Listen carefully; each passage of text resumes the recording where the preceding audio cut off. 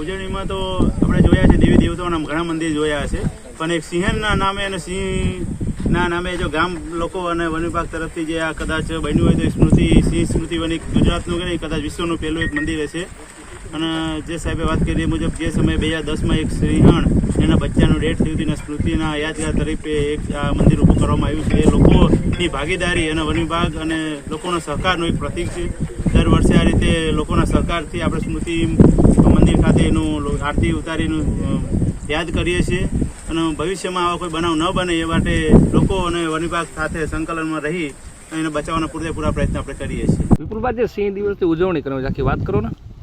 2013માં અમારા વિસ્તારમાં સૌ પ્રથમવાર રેલવે ટ્રેકની અંદર 2 સિંહણનું અકસ્માત થયું હતું. એકનું નામ હતું સુંદરી ને એકનું નામ રૂપસુંદરી. પોસ્ટમોર્ટમ કર્યું ત્યારે ખબર પડી કે અંદર 3 બચ્ચા પણ હતા. ત્યારબાદ અમે લોકોએ પર્યાવરણ પ્રેમીઓ સાથે મળી આજે ભીખુભાઈ ભાટાવાળાને પણ યાદ કરવા પડે અને 2014માં અમે સિંહણ સ્મૃતિ મંદિર વિશ્વમાં એકમાત્ર ભેરાઈમાં અમને હરસુરાતે જમીન પણ અહીંયા આગળ આપી છે.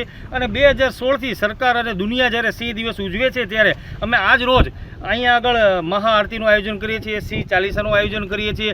મહાનુભાવો આવ્યા છે. આજે માનનીય શ્રી અમરીશભાઈ ડેર પણ આવ્યા હતા, મનુભાઈ ધાખડા, બિપિનભાઈ લેરી, આણંદુભાઈ ધાખડા, પત્રકારો આવ્યા હતા, રાજુલા આરએફઓ આવ્યા હતા, જાફરાબાદ આરએફઓ આવ્યા હતા, માલધારીઓ આવ્યા હતા, પર્યાવરણ પ્રેમી અને બાળકો આવ્યા હતા. અને એક સારો એવો સંદેશો અમે પહોંચાડવા જઈ રહ્યા છીએ કે લોકો અને સિંહ વચ્ચેનો કેવો પ્રેમ છે. લવ ઓફ સિમ્બોલ કેમ તાજમહેલ છે એ રીતે સિંહ અને માનવીઓનો જે પ્રેમ છે એમનું એક આ સ્મૃતિરૂપ છે. અને આજ રોજ અમે અહીંયા આગળ સત્યનારાયણ બાપાની કથાનું પણ આયોજન કરીશું અને આ રીતે અમે સિંહ દિવસ અલગ રીતે ઉજવીએ છીએ.